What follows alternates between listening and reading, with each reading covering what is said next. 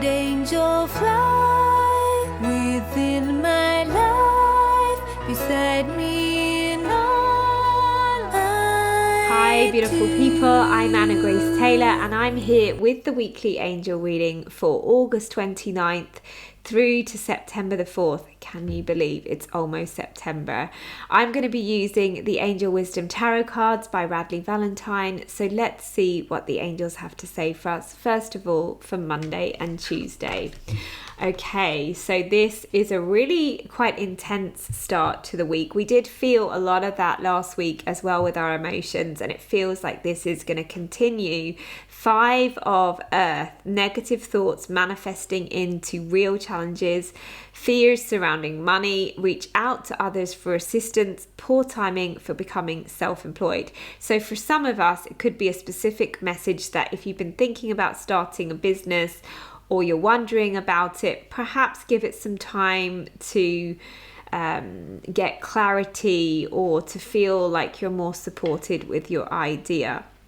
But for most of us, this is a general message about not getting caught up in your fears this coming week. That does not mean that you can't have them. And in fact, I found a lot of us are dealing with our core beliefs, our core fears, our core wounds right now. And it's really important to let those come out. But what we want to do is to actually allow ourselves to receive help, not just angelically, but from other people, so that we don't get stuck in that kind of loophole which just goes round and round and round in our heads, and then we just feel like we can't move forward from anything. So that's one of the reasons why I decided to hold an hour with the angels this Wednesday. It's going to be focused on releasing fear, honoring grief, and remembering peace. Because in my own experience, we are supposed to be feeling our stuff right now. I've been doing it. So many of my clients have been doing it. But equally, we want to feel empowered in that and find ways that we can actually process that. So I'm going to be sharing 3 of the major archangels who can help you.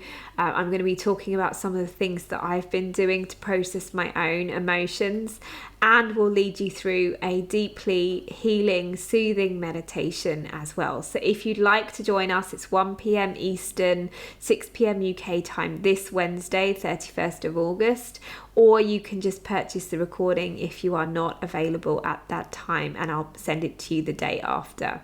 So anyway, it feels very much on point with the theme of the hour with the angels. Oh my goodness. And again, this is Thursday's card, very much a continuation of that energy. Second card in a row where the angel is reaching out to someone to help them. It could be that, like this nurse, you are also the healer, that you are the support for someone dealing with sadness or grief. But this says great sadness that will heal with time, let go of the past, personal growth that comes from challenges, healing misunderstandings, being there for those in need.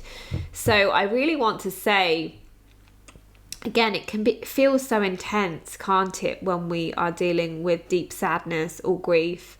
But the angels are encouraging us to feel it, that when we allow ourselves to feel, we can actually heal. It's when we bury it that it actually has more power over us, because all we're doing is ignoring it or saying that we don't feel something, when of course, if we've had a trauma or a loss or deep upset or pain,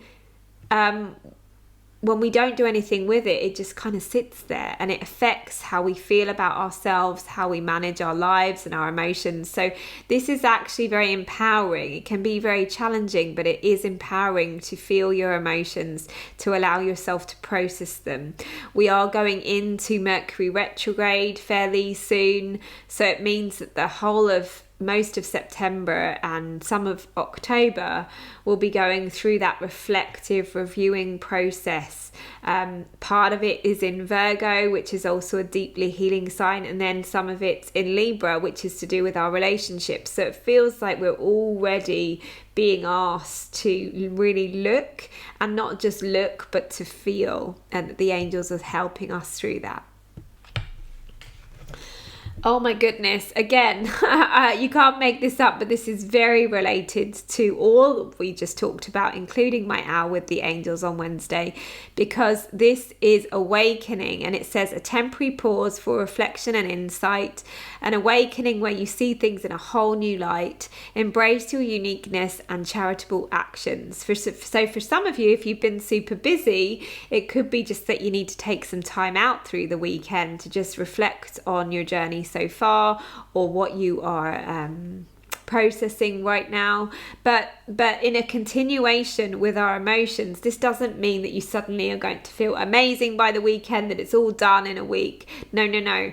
But it does remind me that this is a journey for all of us, and that quite often when we dive deeper into our emotions, when we really allow ourselves to go there, when we have the courage to say, I'm going to go into the deepest parts of myself, that is also when we rise up, when a new version of us is born. And that doesn't always mean that things are resolved or that things are always better, but it does give us a richer, fuller experience of who we are. And we might suddenly have epiphanies or revelations about things that we didn't know about ourselves, or what we wanted, or what really matters to us. So in fact, Archangel Samuel, who is in this card, is going to be one of the angels we're talking about in an hour with the angels. So my goodness, this reading really resonates with me, with what I'll be sharing on Wednesday, but also seems to be a big theme going on. So if this is you, be really gentle with yourselves.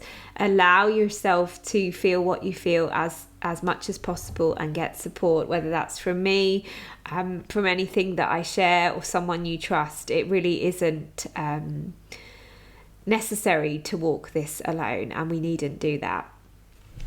So this is a message from my book, Messages of Grace, 111 Notes of Love and Guidance from Your Angels.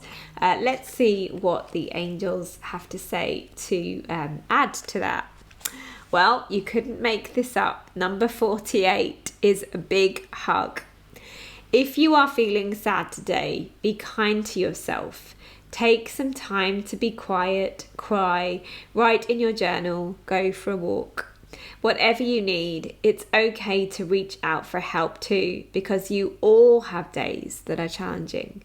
In the meantime, consider yourself hugged by all of us. We love you. So, oh my goodness, so much confirmation, so many of the same themes running through all of the messages.